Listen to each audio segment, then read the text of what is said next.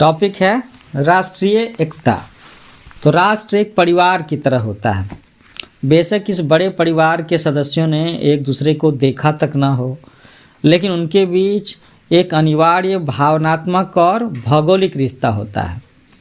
राष्ट्र पहले पहल बनता ही उसकी भूगोल और उस भूमि विशेष पर रहने वाले लोगों की एक दूसरे पर निर्भरता से है। राष्ट्र शब्द का अर्थ तब हमारी धमनियों में कौंधता कसमसाता है जब हमारे राष्ट्र पर अर्थात हम पर कोई सामूहिक संकट या प्राकृतिक आपदा आती है, मतलब ऐसी समस्या जो पूरे देश पर आती है।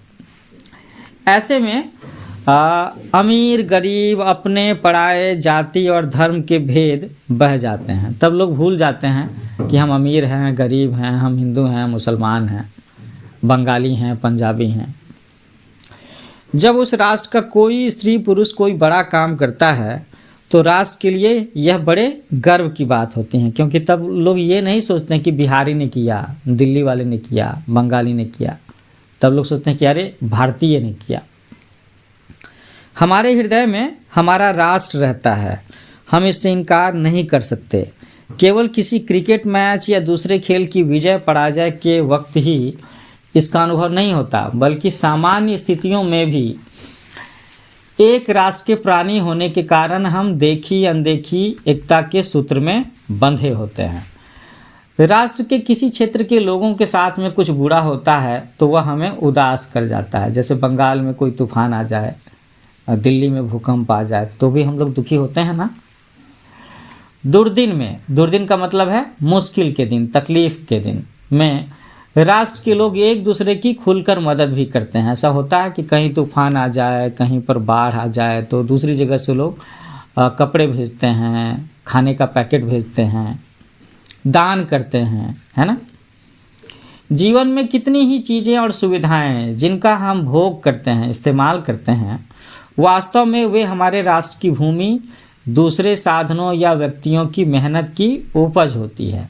जो कपड़ा हमने पहना है, जो रोटी हमारा पेट भरती है, जो फल हमें पुष्ट करते हैं, उन्हें जन्म देने या बनाने में केवल हमारी ही भूमिका नहीं होती। इस तरह एक राष्ट्र के लोगों के बीच में अनिवार्य रिश्ता बनता है। हमें पता होता है या नहीं पता होता, लेकिन हमारा रिश्ता होता है कि हम जो कपड़े पहनते हैं उसमें बंगाल का जूट हो सकता है ना। हम जो आटा इस्तेमाल करते हैं उसमें पंजाब का गेहूं हो सकता है। हम जो स्टील इस्तेमाल करते हैं वो झारखंड में बना हुआ फैक्ट्री का हो सकता है। ऐसे तो जो कपड़ा हमने पहना है, जो रोटी हमारा पेट भरती है, जो फल हमें पुष्ट करते हैं, उन्हें जन्म देने या बनाने में केवल हमारी ही भूमिका नहीं होती। इस तरह एक राष्ट्र के लोगों के बीच में अनिवार्य रिश्ता बनता है। बीमार पड़ने पर जो सेवाएं हमें लोगों से मिलती हैं वे केवल पैसे के बल पर खरीदी हुई सेवाएं नहीं होती। जब कोई राष्ट्र हमारे राष्ट्र की ओर कुदृष्टि डालता है, कुदृष्टि का मतलब है बुरी नज़र, जैसे कि पाकिस्तान या चाइना हमारे ऊपर अटैक करने का सोचे, है ना, तो हमारी सामूहिक चेतना का गौरव एक साथ ललकार उठता है। तब हमारा पूरा देश एक हो जाता है, हमारे सारे लोगों के देश की भावनाएं एक हो जाती हैं। कुछ एक राष्ट्र के लोगों के बीच कितनी एकता होती है इसका पता तब और ज़्यादा चलता है जब राष्ट्र विशेष के व्यक्ति स्वदेश के बाहर कहीं मिलते हैं। कभी विदेश में घूमने जाओ तो वहाँ पर अगर कोई इंडियन मिलेगा तो अच्छा लगेगा, है ना। अरे वाह, वो तो इंडियन है, थोड़ा अपनापन लगता है। सऊदी में, अमेरिका में, इंग्लैंड में इसका पता तब और भी ज़्यादा चलता है जब हम देश के बाहर किसी अपने देश के लोग से मिलते हैं। इतना सब होते हुए भी कभी कभी देखने में आता है कि घर का भेदी लंका ढाए वाली कहावत सच हो जाती है। छोटे छोटे स्वार्थों के लिए लोग राष्ट्र की सुरक्षा और सम्मान को बेच देते हैं। वे राष्ट्र के शत्रु होते हैं, है ना।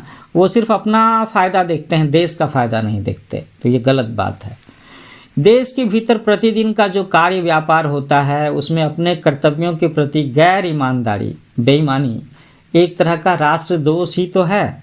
वहाँ पर लोग निजी स्वार्थ की बात सोचते हैं और कहते हैं कि अरे हमारा फ़ायदा इसमें है, लेकिन उनको ये भी देखना चाहिए कि जिस चीज़ में हमारा फ़ायदा है क्या देश का उसमें नुकसान तो नहीं ना है। तो देश के लोग यदि अपने अपने काम को मन लगाकर पूरी निष्ठा से करते हैं तो इससे व्यक्ति के साथ साथ राष्ट्र का भी भला होता है। जब लोग केवल अपने सुख, अपनी सुविधा, सिर्फ अपने स्वार्थ के लिए जीने लग जाते हैं तो राष्ट्र की एकता खतरे में पड़ जाती है। राष्ट्र की एकता लोगों की ही एकता तो है, राष्ट्र में रहने वाले लोगों की एकता। लोग अपने अपने धार्मिक विश्वासों का पालन करते हुए जब तक राष्ट्रीयता के धर्म का पालन करते हैं तब तक उपवन में फूलों की विविधता उस उपवन की शोभा ही बढ़ाती है। तो ये उपवन में फूलों की विविधता वाली बात वैसे ही है जो हम लोग कहते हैं ना देश के लिए, यूनिटी इन डाइवर्सिटी। आम आदमी में राष्ट्रीयता की भावना विशेष लोगों की तुलना में अधिक होता है। जो व्यक्ति अपनी सुविधा के प्रति अधिक सचेत हो जाता है वह राष्ट्रीयता के स्वर को कहीं न कहीं कमज़ोर करता है। हमारे त्यौहार, चाहे वे स्वतंत्रता दिवस, गणतंत्र दिवस या गांधी जयंती हो, तो ये सब के सब नेशनल फेस्टिवल हैं जो सारे धर्म के लोग मनाते हैं, या होली, दीपावली, ईद या गुरु पर्व, सब के सब भारतीय पर्व हैं। हम सबका खान पान, वेशभूषा और भाषाएं मिलकर एक समग्र भारत का निर्माण करती हैं, एक होलसम इंडिया की बात होती है।